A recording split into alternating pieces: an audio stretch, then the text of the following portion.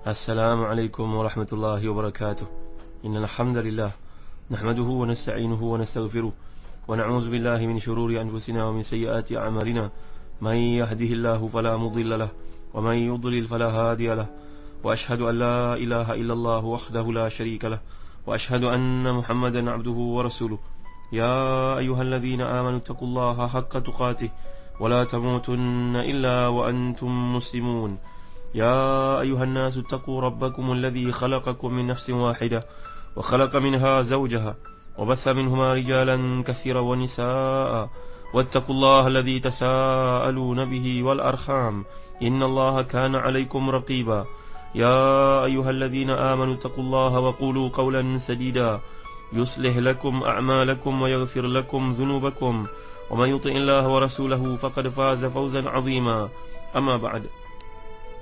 Saudara pendengar bersama Hari Syarudin, sila pendengar yang dimuliakan Allah sekalian, kita berada pada ayat ke-17 diikuti dengan 18, 19 dan 20 daripada surah Ghafir ataupun surah Al-Mu'min.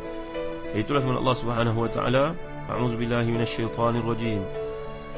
Al-yawma tujza kullu nafsin bima kasabat la zulma al-yawm innallaha sari'ul hisab. Wa anzirhum yawmal azifati idhil qulubu ladal hanajiri kadhimin ma lidh-dhalimin min hamimin wala syafi'in yuta'. يعلم خائنة الأعين وما تخفي الصدور والله يقضي بالحق والذين يدعون من دونه لا يقضون بشيء إن الله هو السميع البصير. Pada hari ini tiap-tiap jiwa diberi balasan dengan apa yang telah diusahakannya. Tidak ada yang dirugikan pada hari itu. Sungguhnya Allah Maha cepat hisabnya. Berilah mereka peringatan tentang hari yang dekat, iaitu hari kiamat, ketika hati sampai ke kerongkong menahan kesedihan.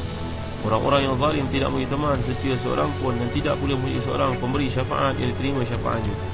Dia mengetahui pandangan mata yang khianat dan apa yang disembunyikan oleh hati. Dan Allah menghukum dengan keadilan, dan sembahan-sembahan mereka sembah sehingga Allah tidak dapat menghukum dengan sesuatu apapun. Sungguhnya Allah dialah yang maha mendengar lagi maha melihat. Ikhwati fillah, saudara-saudara ini kasihkan Allah Subhanahu wa taala. Ayat ke-17 ini menceritakan tentang peristiwa kebangkitan manusia, dan setiap orang akan menerima balasan atas apa yang telah dilakukan.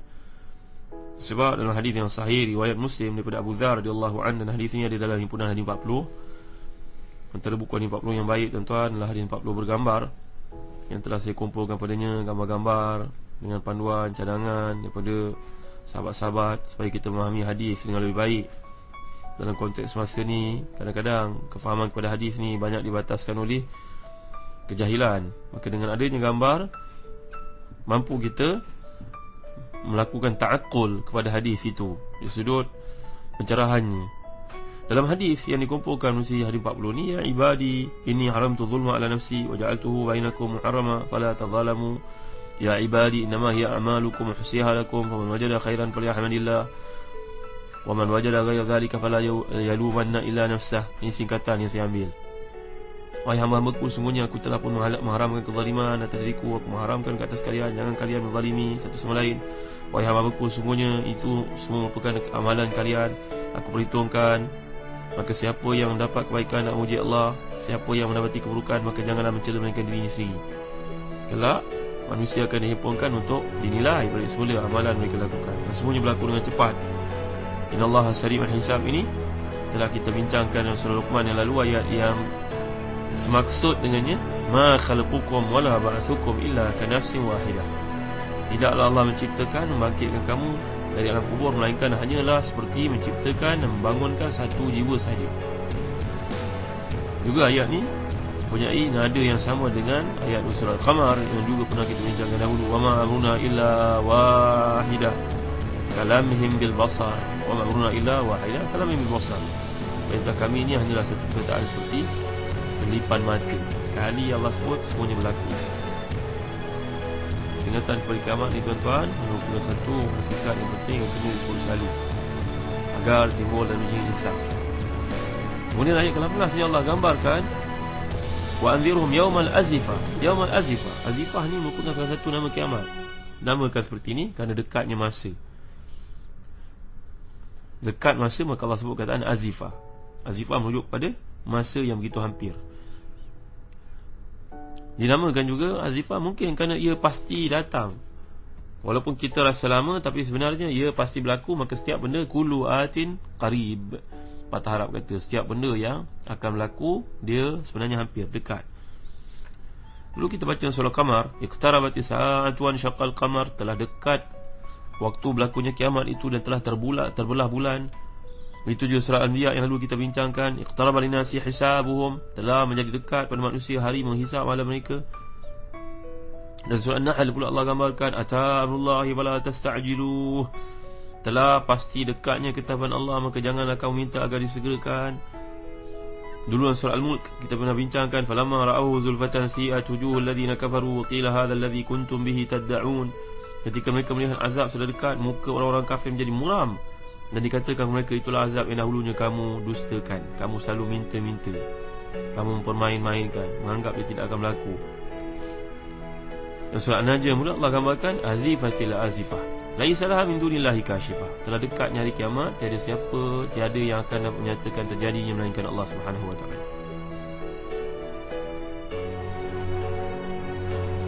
Tuan-tuan yang dimuliakan sekalian, mungkin juga maksud dekat ini kerana berakhirnya kehidupan dunia sudah semakin dekat dibandingkan dengan masa yang telah dilalui.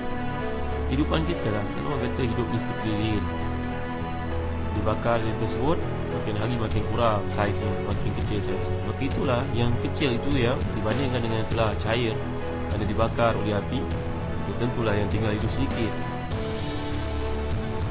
Tuan yang dimuliakan sekalian, dan dalam hadis yang sahih riwayat Muslim daripada Jabir bin Abdullah, Nabi telah bersabda, bu'istu ana wasa'a kahatain. Nabi menggambarkan kepada para sahabat, aku dibangkitkan dengan tempoh berlakunya kiamat seperti jarak antara dua jari. Nabi angkat kedua jari baginda, tunjukkan jari tengah dengan jari telunjuk. Cantiknya ayat yang Allah gunakan di sini, tamsilan untuk kita faham. Wa'anzirhum yawmal azifati idh qulubul ladal hanajiri kadhimin. Hanajir ni jamak daripada perkataan hanjarah. Hanjarah ni maknanya kerongkong, dia bukan hunjarah, hanjarah. Al yang ada pada perkataan al-hanajir dan al-qulub ini berfungsi menggantikan kata mereka, kerana ada satu yang dimahzufkan, hanajirahum, qulubahum atau qulubihim.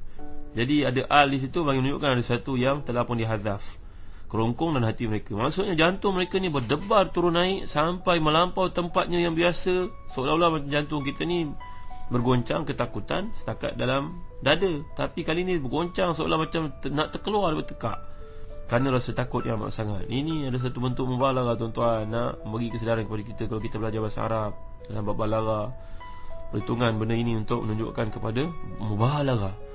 Mubalaghah maknanya melampau-lampau, ekstrim ketakutan tersebut berlaku, menghantui, menguasai seseorang sampai seolah-olah ketakutan tu, hati tersebut nak meronta-ronta, nak keluar beri kerana ketakutan, macam nak putus jantung lah. Kita orang Melayu nyatakan seperti itu, ketakutan yang melampau-lampau sangat.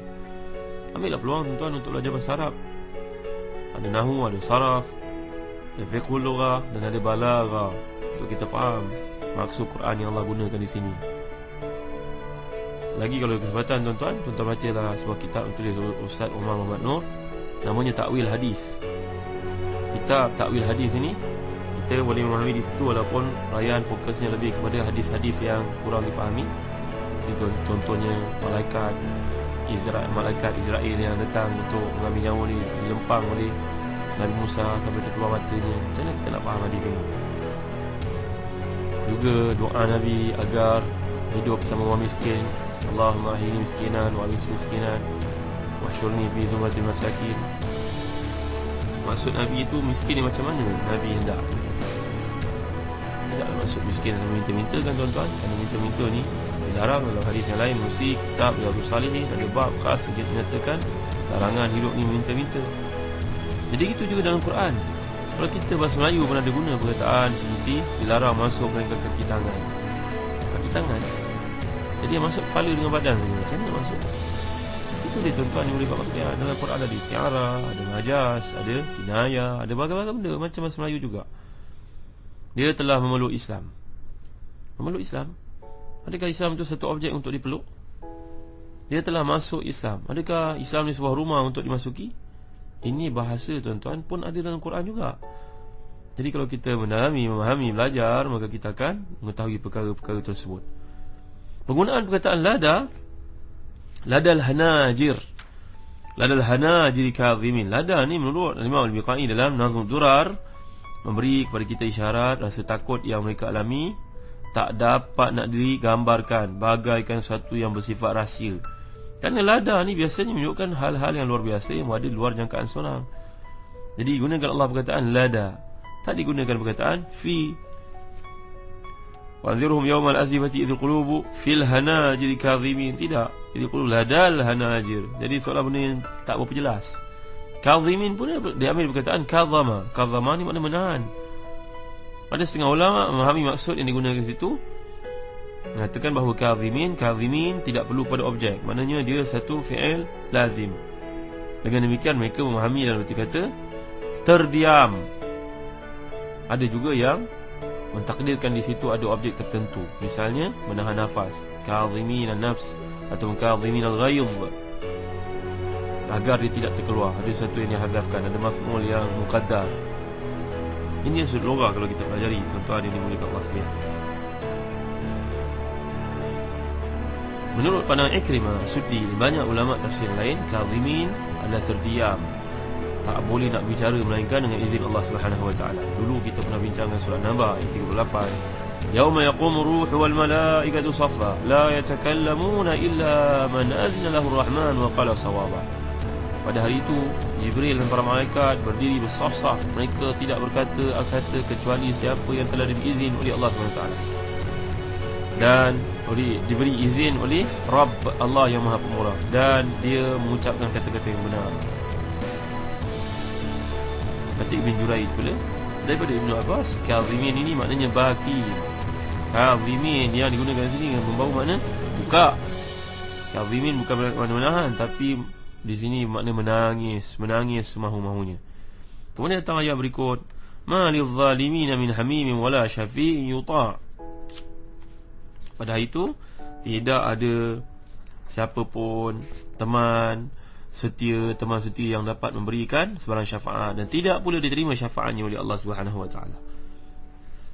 Pada hari itu orang yang menzalimi diri dengan buat syirik kepada Allah tidak mempunyai kawan yang boleh memberi syafaat kepadanya, boleh memberi manfaat, memberi apa-apa faedah kepadanya. Tidak ada. Segala kebaikan yang mereka janjikan di dunia dahulu, yang mereka berikan di dunia, tawarkan di dunia, semuanya sudah pun berhenti, terputus. Kemudian datang ayat yang berikutnya, tuan yang dirahmati dan dikasihi Allah sekalian, ya'lamu kha'inatal a'yuni wa ma tukhfi as-sudur. Allah SWT ni mengetahui pandangan mata yang khianat dan apa yang disembunyikan oleh hati. Di sini Allah beritahu kita tentang pengetahuannya yang sempurna meliputi segala sesuatu yang besar. Dulu kita telah bincangkan perbezaan antara ilmu Allah dengan ilmu manusia. Allah mengetahui satu benda yang besar ataupun benda yang kecil, terperinci ataupun yang lebih halus. Allah memberitahu perkara ini supaya kita ni manusia berhati-hati terhadap pengetahuan Allah yang mengetahui segala-galanya buat kita, sehingga kita patut berasa malu pada Allah yang sebenar-benarnya. Apa yang terdetik dalam hati Allah tahu. Ya'lamu kha'inatal a'yuni wa ma tukhfi as-sudur. Pandangan mata yang khianat. Ya Allah beritahu kat sini, dia mengetahui pandangan mata yang khianat, meskipun mata itu seorang itu menunjukkan kejujuran. Al-Dhahak berkata, maksud kha'inatal a'yuni, pandangan khianat adalah al-ghamzu. Al-ghamzu ni tuan-tuan, itu pandangan mata yang khianat ni. Kita duduk bersama dengan kawan, tiba-tiba lalu seorang perempuan tu pakai seksi pula tu, maka mata kita ni perhati tapi bila kawan kita tengok, maka kita tunduk seolah tak nampak. Kita rasa kawan kita tak aware, tapi sebenarnya Allah Ta'ala tahu. Dan kata Imam Qurtubi lebih daripada itu sebenarnya, bila seorang tu melihat seorang perempuan yang pakai dengan pakaian yang menari, yang menggoda, yang menjolok mata, atau seorang lelaki yang tidak dapat mengawal pandangannya akan melihat dan terfikir dalam benaknya, kalaulah dapat saya melakukan perbuatan zina dengannya, kalau saya dapat melakukan perbuatan yang haram dengannya. Ini maksud kha'inatul a'yun. Itu pun Allah tahu. Jangan kamu lihat terus masuk dalam minda kamu kalau dapat perempuan ni. Itu gambar yang dikemukakan oleh para ulama tafsir. Kha'inatul a'yun maknanya mata khianat. Lelaki ni tuan-tuan, ini mulia Allah sekalian, Allah kurniakan kepadanya kemampuan untuk melihat jauh. Di tengah bawa kereta pun perasan kiri kanannya, luasnya pandangannya, jauh pandangan, penetrate segala sesuatu, side mirror dan juga Mirror yang ada di atas pun dapat lihat, semua di belakang, di depan sekaligus. Subhanallah. Ini Allah gambarkan dalam Al-Quran supaya mereka faham. Ya'lamu kha'inatal a'yun wa ma tukhfi sudur. Mata yang bercadang melihat benda itu, kemudian tutup segera untuk mengelakkan dipandang orang bahawa mata ni telah melakukan perbuatan yang haram. Dia rasa orang tak perasan, tapi sebenarnya Allah tahu. Kata Ibn Qurtubi, begitulah maksudnya. Bahkan pandangan lain daripada Ad-Dhahhak juga, maksud kha'inatul a'yun ni termasuklah kata-kata seseorang, saya telah melihat, padahal dia berbohong. Saya melihat benda itu. Dia berkata dengan tujuan untuk mengiyakan satu benda yang dia tidak lihat. Ini juga termasuk dalam kha'inatul a'yun, kata Ad-Dhahhak, seperti yang disebut oleh Imam Ibn Katsir. Dan begitu juga sebaliknya. Ataupun ucapan seseorang yang mengatakan saya belum melihat, padahal dia telah melihat untuk suatu kepentingan dunia, dia sanggup berbohong. Ini juga dianggap sebagai khianatnya si mata. Kha'inatul a'yun, mata yang telah khianat di atas tanggungjawab diberikan. Oh, kita faham tuan-tuan, yang dikehendaki oleh Allah di sini adalah Allah mengetahui segala sesuatu. Walaupun terjeling sekejap, walaupun terlintas dalam hati, walaupun orang lain tak perasan, tak aware, tapi sebenarnya Allah telah mengetahui segala sesuatu. InsyaAllah nanti akan datang kita akan lanjutkan lagi. Semoga Allah beri taufik hidayah, kekuatan bagi kita untuk memahami dan mengamalkan hari ini. Kerana turunnya Quran untuk kita, bukan untuk orang lain. Allahu a'lam. Wassallallahu ala sayyidina Muhammad wa ala alihi wa sahbihi wa baraka wasallam. Alhamdulillahi rabbil alamin. Wa barakallahu fikum. Wassalamu alaikum warahmatullahi wabarakatuh.